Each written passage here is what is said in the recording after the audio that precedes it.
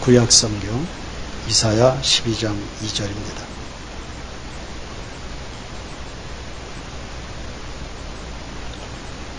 구약 981년 이사야 12장 2절 말씀, 우리 다 같이 한 목소리로 읽겠습니다. 보라, 하나님은 나의 구원이시라. 내가 신뢰하고 두려움이 없으리니 주 여호와는 나의 힘이시며 나의 노래시며 나의 구원이심이라. 아멘. 다윗 앞에 버티고 선 골리앗, 출애굽한 이스라엘이 마주하게 된 홍해 등등은 세상을 살다 보면 부딪히게 되는 난관들입니다. 우리 어떻게 해야 됩니까? 장대를 활용하십시오. 육상 종목 중 높이뛰기가 있는데 선수들은 기다란 장대를 이용해서 자기 키보다 2배나 더 되는 장애물들을 훌쩍훌쩍 뛰어넘곤 합니다. 신앙생활에도 장대가 필요합니다. 바로 믿음이란 이름의 장대입니다. 우선 고린도전서 10장 13절을 확인해 보십시다. 사람이 감당할 시험 밖에는 너에게 당한 것이 없나니 오직 하나님은 미쁘사 너희가 감당치 못할 시험 당함을 허락지 아니하시고 시험 당할 즈음에 또한 피할 길을 내사 너희로 능히 감당하게 하시느니라. 약속입니다. 사람에게 감당하지 못할 혹은 이길 수 없는 시험은 없다. 그리고 우리가 지쳐서 쓰러질 때쯤 되면 하나님이 피할 길을 내신다. 고로 난관을 두려워할 것이 아니라 믿음의 장대를 튼튼히 붙들고 주님을 향하라는 말씀입니다.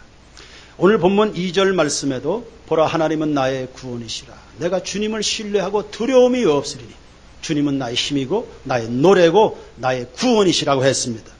이사야 45장 22절에 땅의 모든 끝이요 내게로 돌이켜 구원을 받으라. 나는 하나님이라 다른 이가 없느니라 했습니다. 사람들은 어려움을 당하면 자기에게 도움을 줄 만한 어떤 대상을 물색합니다. 대표적인 것들이 한 3가지 정도 될 것 같은데요. 사람, 물질, 혹은 자기 자신입니다. 근데 이런 것들을 잘 곰곰이 생각을 해보면 그게 정말 도움이 됩니까? 여러분이 믿을 만한 대상이 됩니까? 이런 것들은 오히려 우리의 신앙에 방해가 될 가능성이 많습니다. 지금까지 저도 50여 년 인생을 살아오면서 깨달은 것이 하나 있다면 세상에 믿을 사람이 없다. 세상에 믿을 사람이 없다. 사람들이 나빠서가 아니라 연약해서입니다. 저도 다른 사람들 많이 실망시켰거든요. 저를 포함해서 이 땅에 누구를 우리가 믿고 내 인생을 맡길 수 있겠습니까? 요한복음 2장 23절에 보시면 많은 사람이 그의 행하시는 표적을 보고 그의 이름을 믿었으나 예수는 그의 몸을 그들에게 의탁치 아니하셨으니 이는 친히 모든 사람을 아시며 또 사람에 대하여 누구의 증언도 받으실 필요가 없었으니 이는 그가 친히 사람의 속에 있는 것을 아셨음이니라. 사람의 속에 뭐가 있는지를 알고 계셨다. 그게 뭡니까? 연약함입니다. 베드로가 그렇지 않습니까? 난 예수님 버릴 생각 없습니다. 전 버리지 않을 겁니다. 다짐하고 또 다짐하고 또 다짐합니다. 그런데 예수님은 베드로의 그 결연한 다짐을 크게 그렇게 마음에 두지 않습니다. 알지요? 예수님이 알거든요. 베드로가 얼마나 순수한 사람입니까? 굉장히 열심히 있는 사람입니다. 베드로의 그 마음은 뻔하지만 그 사람이 약해서 그 약속 지켜지지 않을 것을 아시니까요. 그렇게 다짐하고 그래도 예수님은 마음에 그렇게 담아두지 않습니다. 기대하지 않았다는 말입니다. 오히려 베드로를 위해서 기도해 주시잖아요.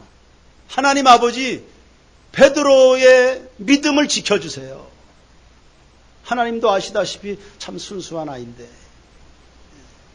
이 녀석이 열심히 한번 해보려고 그러는데 분명히 본인도 약속에 실패하고는 스스로 시험에 빠져들 텐데 그때 믿음 잃어버리지 않도록 하나님 아버지 우리 베드로를 불쌍히 여겨주셔서 그가 믿음 일어나도록 도와주세요. 기도해야 줄 뿐입니다. 그러니 누구와 이렇게 교제하다가 여러분 섭섭하거나 실망스러운 일을 만나면 연약해서 그런 거거든요. 그 사람 못된 게 아닙니다. 연약해서 그런 거니까. 그냥 기도해 주시면 됩니다. 다른 제자들도 다 마찬가지입니다. 예수님 십자가 지시는데 어떻게 그럴 수 있을까요? 한 두세 명은 그래도 남아있어야 되지 않아요? 그 수많은 사람들, 그들을 대표해서 12명인데 뭐 하나도 안 남아있어요. 다 없어져 버렸어요. 어떻게 그럴 수 있습니까? 그런데 예수님의 마음은 상처받지 않습니다. 알고 계시니까요. 다 예상을 했기 때문에요. 연약하니까. 제자들 마음 모르시는 거 아니거든요. 다 아는데, 마음 뻔한 거 아는데 마음은 원하는데 육신이 약하구나. 다 아시니까 그런 거거든요. 그러니 우리 마음에 사람들이 차지하는 비중이 줄어들어야 됩니다. 아니, 없어야 됩니다. 비중이 줄어들면 줄어들수록 여러분의 믿음은 견고할 수 있습니다. 주님은 산성, 반석이시거든요. 여러분의 모든 마음의 초점이 주님께로 향하기를 축원합니다. 예레미야 17장 5절에 여호와께서 이와 같이 말씀하시니라. 무릇 사람을 믿으며 육신으로 그의 힘을 삼고 마음이 여호와에게서 떠난 그 사람은 저주를 받을 것이라. 그는 사막의 떨기나무 같아서 좋은 일이 오는 것을 보지 못하고 광야 간주한 곳 건건한 땅 사람이 살지 않는 땅에 살리라. 그러나 무릇 여호와를 의지하며 여호와를 의뢰하는 그 사람은 뭐가 있어요? 복을 받을. 할렐루야. 그는 물가에 심어진 나무가 그 뿌리를 강변에 뻗치고 더위가 올지라도 두려워하지 아니하며 그 잎이 청청하며 가뭄은 해도 걱정이 없고 결실이 그치지 아니함 같으리라. 사람보다는 하나님입니다. 그리고 좀 문제가 사람들 사이에 생기면 그동안 주고받은 은혜에 감사하십시오. 지금은 섭섭하고 불편할지 모르지만 그동안 그 사람 통해서 받은 사랑이 얼마입니까? 두 번째는 물질 문제입니다. 이건 뭐 새삼 설명할 필요가 없을 만큼 강조되고 또 강조되는 부분인데, 누가복음 12장에 보시면 어리석은 부자의 이야기 나옵니다. 한 부자가 그의 농사를 잘 지었습니다. 그래서 풍성한 소출을 보니 마음이 든든했죠. 좁았던 창고 더 크게 짓고 곡식을 쌓아놓았습니다. 그리고는 스스로 말하는 겁니다. 내 영혼아 여러 해 쓸 물건을 잘 이제 쌓아두었으니까 평안히 쉬고 먹고 마시고 즐거워하자. 그리고 안심을 하는 겁니다. 그때 하나님께서 그 말을 들으시고는 어리석은 자여 오늘 밤 네 영혼을 도로 찾으리니 네 것이 누구 것이 되겠냐. 그리고는 불러가버려. 허무하기 짝이 없는 장면입니다. 인생은 그런 겁니다. 하나님이 불러가시면 아무도 이 세상에 남아있을 수가 없습니다. 재물도 우리를 지키지 못합니다. 그래서 이 이야기의 결론은 자기를 위하여 재물을 쌓아두고 하나님께 대하여 부여하지 못한 사람들은 다 이런 결론을 맞이하게 될 것이다. 미국 라스베가스에 하워드 슈라는 부자가 있었습니다. 호텔 부자입니다. 뭐 라스베가스는 다 호텔 천지 아닙니까? 근데 이 사람이 영양실조로 죽은 거예요. 마음이 병이 있습니다. 사람을 믿지 못하는 거예요. 누구도 믿지 못합니다. 누가 내 음식에 독을 타면 어떡하는가. 밥을 제대로 못 먹습니다. 강도가 와서 나를 해하거나 다 뺏어가면 어떡하나. 늘 이 불안합니다. 몸에 병이 와도 의사를 부르지 못합니다. 의사도 믿을 수가 없어서요. 그래서 그 깊은 호텔방 속에 숨어 살면서 깡통 음식, 냉동 음식 이런 것만 까먹고 살다가 아주 비참하게 죽은 겁니다. 영혼이 하나님으로 부여하지 못한 그런 사람들의 아주 비참한 결과입니다. 재물보다 하나님이십니다. 이 세상은 사람들 둘 중에 하나를 다 섬기게 돼 있거든요. 하나님을 섬기든 재물을 섬기든. 하나님이 하나님이 되든 재물이 하나님이 되든 둘 중에 하나인데 오늘날 여러분이 섬겨야 될 대상을 오늘 결정하시기 바랍니다. 그 다음에 여러분 자신은 어떻습니까? 남을 의지할 수 없는 것처럼 내 자신도 답이 될 수 없습니다. 다른 사람들 못 믿으면서 자기 자신을 신뢰하는 것도 어불성설입니다.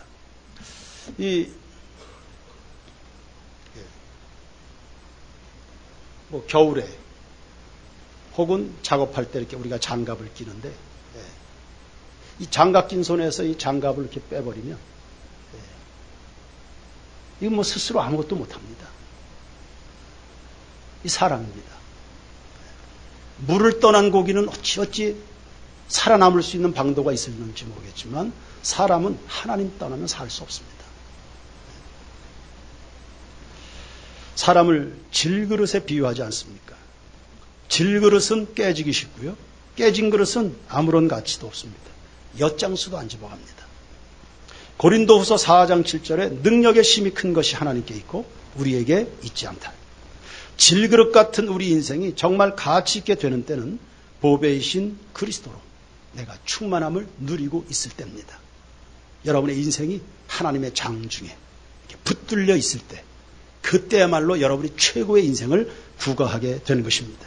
그러므로 사람은 자만심을 버리고 겸손히 하나님을 의지해서 살아가야 될 줄로 믿습니다. 뭐 종이 같은 거예요. 이 종이 그냥 물에 푹 담가 놓으면 다 그냥 흐물흐물 다 분해돼 버립니다. 애들도 뭐 깐난 애들도 뭐 이거 뭐 쉽게 막 다 찢어버리고 꾸기고 아무런 힘이 없습니다. 그러나 이런 종이라도 아주 단단한 쇠 철판에다가 풀칠해서 쩍 붙여놓으면 이거 건들지 못합니다. 이거 벗겨내는 것, 떼내는 것도 무지 힘듭니다. 그걸 어떻게 손가락으로 뚫겠습니까? 손가락 다 부러진다니. 이 종이가 마음에 안 든다고 쳤다가는 주먹 다 나갑니다. 왜요? 종이는 아무것도 아닌데 뒤에 받치고 있는 쇠철판이 강하기 때문이죠. 하나님을 여러분의 인생의 방패로 삼고 살아가십시오. 우리는 아무것도 아니고 약한 사람들입니다. 남도 나 자신을 들여다볼 때도. 그래서 주변의 환경을 바라보는 사람은 두려울 것이고 자기 자신을 들여보는 사람은 실망할 것이고 그러나 하나님을 바라보는 사람은 용기 있게 일어난다고 그랬습니다. 주님으로 강한 여러분 모두가 되기를 축원합니다. 중국의 선교사였던 허드슨 테일러는 그런 이야기합니다. 하나님을 위해서 귀하게 쓰임받은 사람들의 공동점이 있다. 뭐냐? 한결같이 연약한 사람들이다. 왜 연약하냐? 하나님이 함께 하시기 위해서였다. 그러니 내가 연약하다고 해서 낙심하지 마시고요. 그 연약함을 강함으로, 하나님의 강함으로 바꾸어 쓸 수 있는 믿음의 장대를 견고하게 붙드는 성도들이 되기를 바랍니다. 모세가 40년 동안 광야에서 10여 년 동안 다윗도 광야를 헤매고 다녔습니다. 소위 말하면 연단의 시기입니다. 왜 연단이 필요합니까? 사람들에게. 특별히 믿는 자들에게 무엇 때문에 연단의 시간이 필요한 겁니까? 오늘 이 자리에 연단의 시기를 지나는 교우들이 있을 텐데 그 연단 뭐 하는데 필요합니까? 시련 어떤 의미와 가치가 있는 것입니까? 연단 연약해지는 시간입니다. 연약해지는 시간입니다. 한없이 연약해지는 시간입니다. 그래서 스펄전 목사님은 이런 이야기합니다. 내가 끊임없이 기도하는 이유는 어떤 대가를 치르더라도 자신의 가장 비참한 지경을 사실대로 알고자 함이라. 그가 날마다 무릎으로 하나님을 바라봅니다. 능력받고 싶고 응답받고 해결받아야 될 문제들도 있겠죠. 그런데 그의 기도의 방향성입니다. 그가 이해하고 있는 기도의 의미입니다. 내 자신의 적나라한 모습을 온전하게 보고 싶어서였습니다. 주님으로 말미암아 혹은 예수 안에서 새롭게 발견되는 내 모습, 그것을 보고 싶어서요. 자신의 처참한 모습을 진실로 직면하게 될 때 사람은 하나님 앞에 실수하지 않거든요. 그리고 주님을 진실로 이렇게 붙들게 됩니다. 연약한 내 속에 하나님의 능력이 머물게 되는 비결입니다. 세인교회 성도들은 건강하고도 올바른 기도 생활을 통해서요.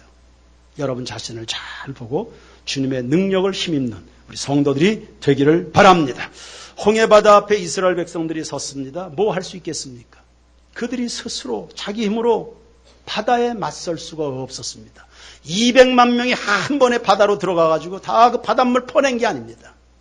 자신들의 무능함을 내려놓고는 잠잠히 그냥 하나님의 구원을 바라본 겁니다. 너희는 가만히 서 주가 하나님 되심을 알지어다. 열방과 세계 가운데 하나님은 높임을 받으실지어다. 그때 바다가 열린 겁니다. 사랑하는 성도 여러분, 오늘 이 시간이야말로 여러분들이 가만히 하나님을 바라봐야 될 그런 순간은 아닐런지요. 하나님을 바라보되 인내심이 필요합니다. 믿음은 곧 인내입니다. 누가 얼마나 기다릴 수 있는가가 곧 인생의 승부입니다. 그래서 이사야 30장 18절에 그러나 여호와께서 기다리시나니 이는 너희에게 은혜를 베풀려 하심이라. 여호와께서 일어나시리니 너희에게 긍휼을 베풀려 하심이라. 대저 하나님은 정의의 하나님이시라. 그를 기다리는 자마다 복이 있다. 할렐루야. 하나님을 기다릴 수 없으면 어떤 변화도 기대하지 마십시오. 하나님의 은혜는 기다림 끝에서 옵니다. 기다려서, 하나님을 기다려서 성공한 사람이 욥입니다. 야고보서 5장 10절을 보시면 형제들아 주의 이름으로 말한 선지자들을 고난과 오래 참음의 본으로 삼으라. 인내하는 자를 우리가 복되다 하나니 너희가 욥의 인내를 들었고 주께서 주신 결말을 보았거니와 주는 가장 자비하시고 긍휼히 여기시는 이시니라. 야고보서 5장 7절에 그러므로 형제들아 주께서 강림하시기까지 어떻게 해요? 길이 참아라. 보라 농부가 땅에서 나는 귀한 열매를 바라고 길이 참아 이른 비와 늦은 비를 기다리나니 너희도 어떻게 해요? 길이 참고 마음을 굳건하게 하라. 주의 강림이 가까우니라. 보십시오. 길이 참고 길이 참고 길이 참으라. 사람들이 오해하기 십상인 것이 이 기다리는 시간을 낭비적인 시간으로 생각하는 겁니다.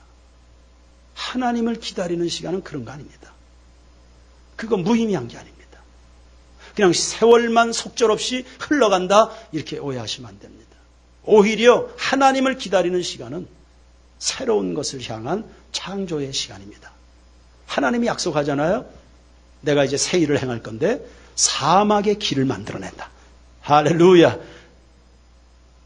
광야에 강물이 흐르게 될 것이다.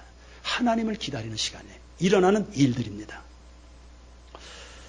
그래서 초조해하지 마시고요. 기다리는 그 시간을 누리시길 바랍니다. 그동안 하지 못했던 일들을 해가면서요.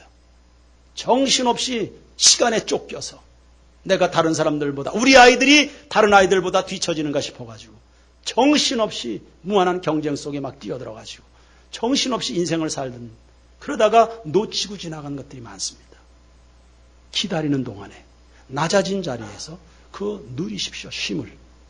그동안 하지 못한 것, 보지 못한 것들을 보아가면서요.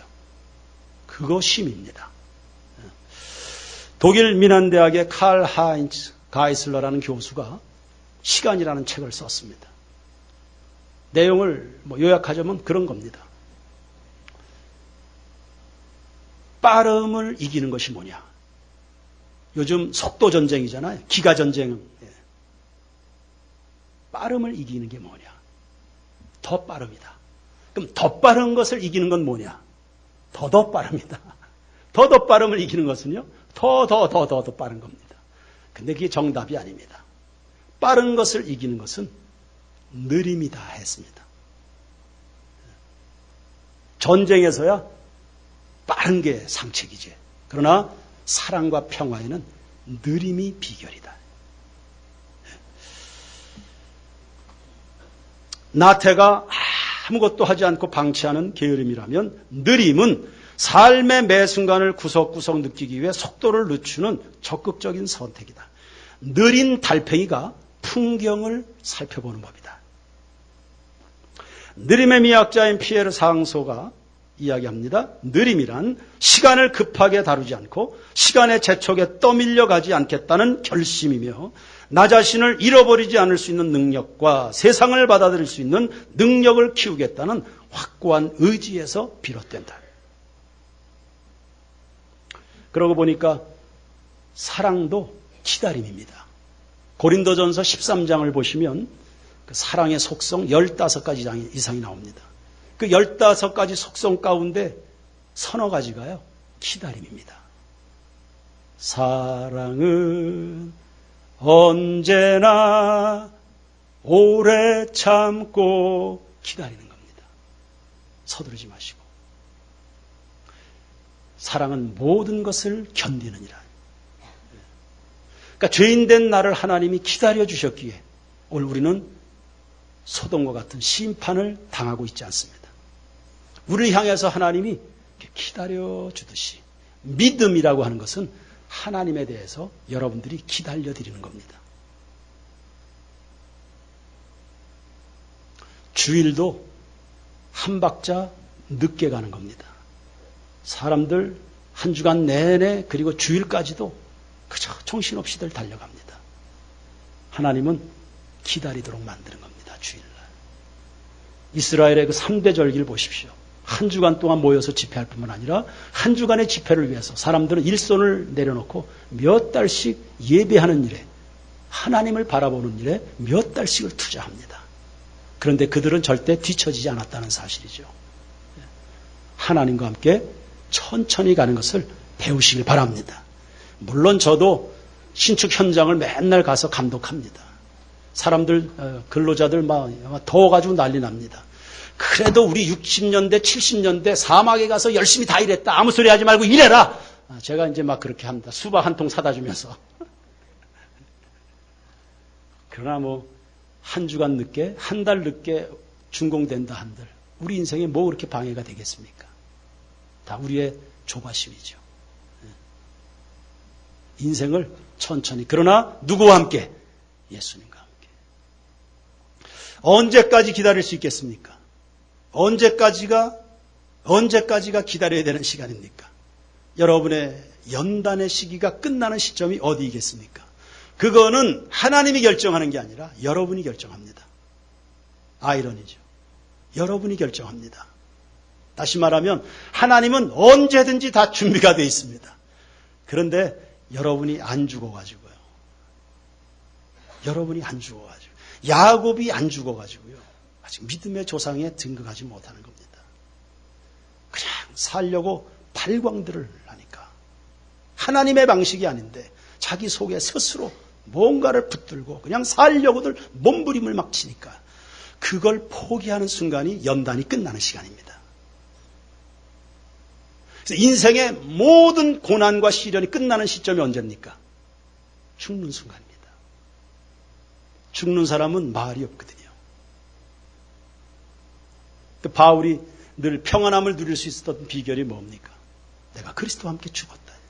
나는 날마다 죽노라. 자꾸 뭔가 불편하고 승질나고 고통스럽고 다 살아있어서 그렇습니다. 여러분 가정도, 우리 교회 공동체도, 여러분의 직장, 아니 주님이 불러가시는 그 순간까지 여러분 평안하시기를 주님의 이름으로 축원합니다. 성경을 통해서 배우십시오. 예, 이 기다리는 시간이 지루하겠죠. 자칫하면. 기도하면서 기다리시기 바랍니다. 아멘 하시기 바랍니다. 주님 다시 오실 날을 우리는 매일 밤 예배 행전하면서, 미리 이야기하지만 매일 밤 예배 행전은 올해로 끝나지 않습니다. 새로운 예배당이 건축되면 주님 오실 때까지 제가 담임 목사로 있는 동안은 매일 예배를 드릴 겁니다. 그렇게 하고 싶어서도 이동하는 겁니다. 10여 년 전에는 우리 예배당밖에 여기 없었습니다. 지금은 앞뒤 사방으로 다 주택들이 들어와서 찬송할 때마다 저는 계속 신경 쓰입니다. 옆에 사람들 얼마나 감사한지 모릅니다. 새벽이고 저녁이고 꿍깡거려도 다 그걸 참아주었습니다. 옆에 이웃들이. 주님 다시 오실 날까지 우리 날마다 예배 행전으로 주님을 바라봅니다. 기도하면서. 인내하는 시간은 하나님이 기도시키시는 시간입니다. 기도하는 동안에 우리의 시선이 적어도 빗나가진 않거든요.